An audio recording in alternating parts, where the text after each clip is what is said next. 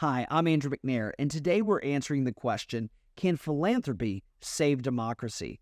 I read this question and thought I have to answer it for the channel. First, a few thoughts on democracy, some of my favorite quotes. Mark Twain once said, "We have the best government that money can buy." And Winston Churchill famously remarked, "No one pretends that democracy is perfect or all-wise. Indeed, it has been said that democracy is the worst form of government, except all those other forms that have been tried from time to time." No matter those wise words, people are throwing stones more than ever at democracy, and others are now openly promoting communism and socialism as the new way. I believe the only way forward is democracy, but with an emphasis on philanthropy. And stay tuned so you can hear why. I was with some friends recently when a friend's wife said, "Well, what's wrong with socialism anyway? Maybe it's a better way." And I asked her if she knew of any success stories in the past in history where a socialistic state or a communistic state had thrived for a long period of years. And she really wasn't sure of any. And I said, well, as it is, there are too many failures, though, to list. Socialism has never succeeded anywhere, including the Soviet Union, Communist China, or Venezuela. Marx's ideals of an ideal classless society has never been achieved. She leaned forward and said, "Is this true?" History is destined to repeat itself if we don't learn from it, but we have to learn from the present too. We have seen the writing on the wall that democracy and capitalism don't need guardrails as much as they need a guiding heart and the Holy Spirit to convict them to steward our prosperity well. And I want to look at the early church as a case study, as a guiding example of how we can live our lives. Acts 2:45 says, "And they were selling their possessions and belongings and distributing the proceeds to all as any had need." And then again, we see it once more. Acts 4:34 through 35.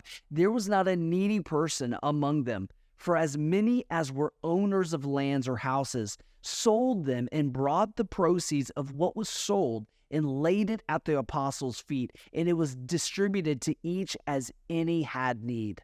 The first believers sold homes, possessions, and lands to provide for the poor. Now let's compare this to forms of government. The major forms of government, such as democracy. And democracy's shortfall is that it doesn't encourage you to sell your home and land. No, it inspires you to add value by keeping your land, buying your neighbor's house to fix it and flip it or rent it out, which is fantastic, but has no eternal impact. Socialism's shortfall is that it says that we need to take care of our neighbor, which is great in theory and draws in all the bleeding hearts and those that have a really sincere need to help their community. But in practice, it requires that you artificially keep the rent low for your neighbor via rent control to make the burden easier on them. Now, communism's shortfall is that it questions, why have anything under your control in the first place? You and your neighbor's house should belong to the state. You can't be trusted as an individual. Only the state knows what's best for the people, and it removes the right to own private property at all in its purest form. Of all these forms of government, democracy alone empowers its citizens and allows for individual choice and responsibility. Now, coupled with capitalism, it also supports free enterprise and opportunity for all, but it's not perfect. Although capitalism is the only economic system that gives everyone a shot, no matter your ethnic background, your color of your skin, your gender, it can lead to a growing gap between the rich and the poor. Warren Buffett once said, "The free market's the best mechanism ever devised to put resources to their most efficient and productive use. The government isn't particularly good at that, but the market isn't so good at making sure that wealth that's produced is being distributed fairly or wisely." I believe philanthropy alone has the capacity to transform democracy and temper its weaknesses. As followers of Christ, what if we lived out radical generosity? It would have implications far beyond what we could ever realize. And why do I say this? Historical documents recorded Romans being in awe of the countercultural generosity of the early Christians.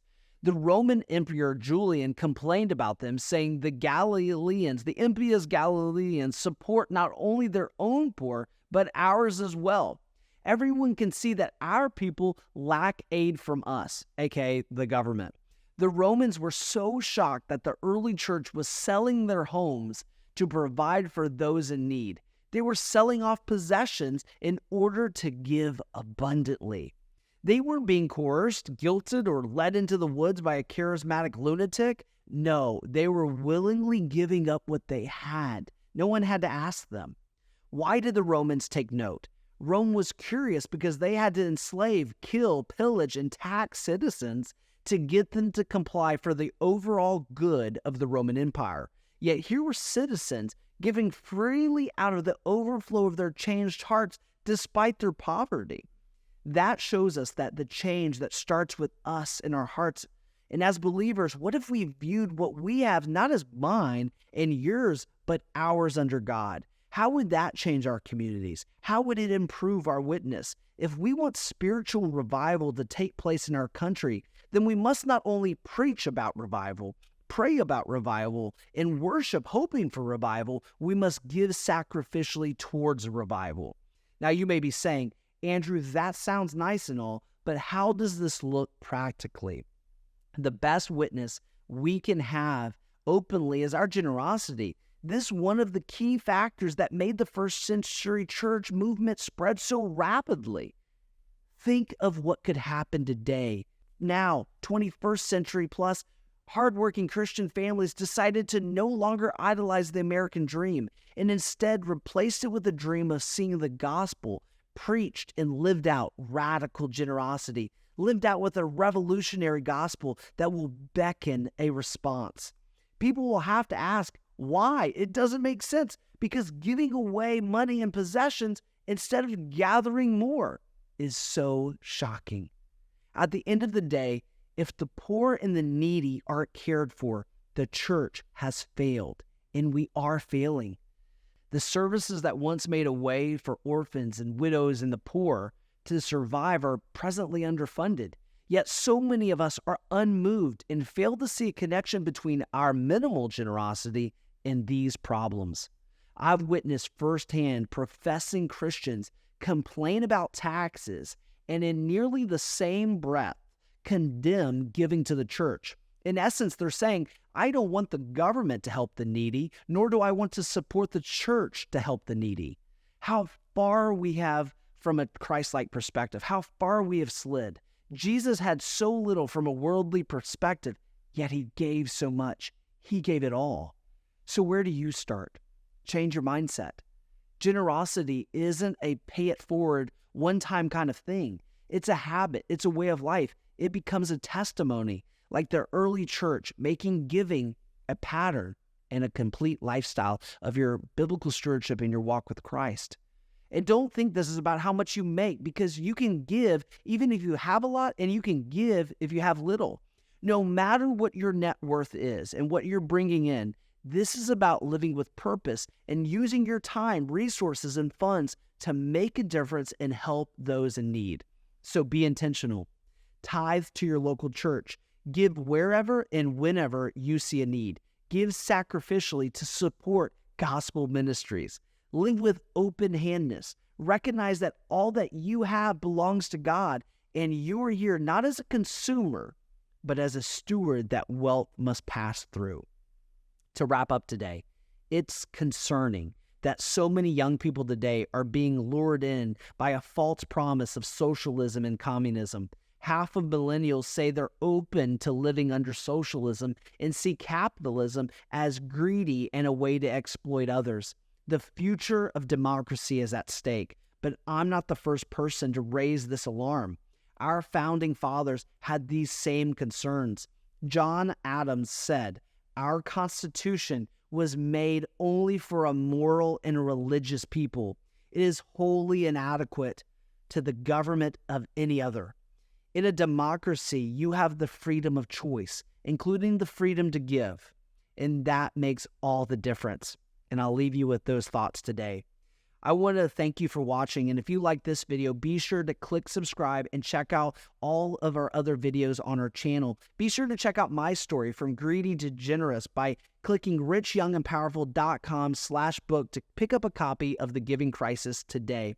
Also, be sure to check out my podcast, Rich, Young, and Powerful, because there you can hear about philanthropists and on their mission to give away their resources, their platform, and their talents to worthy causes.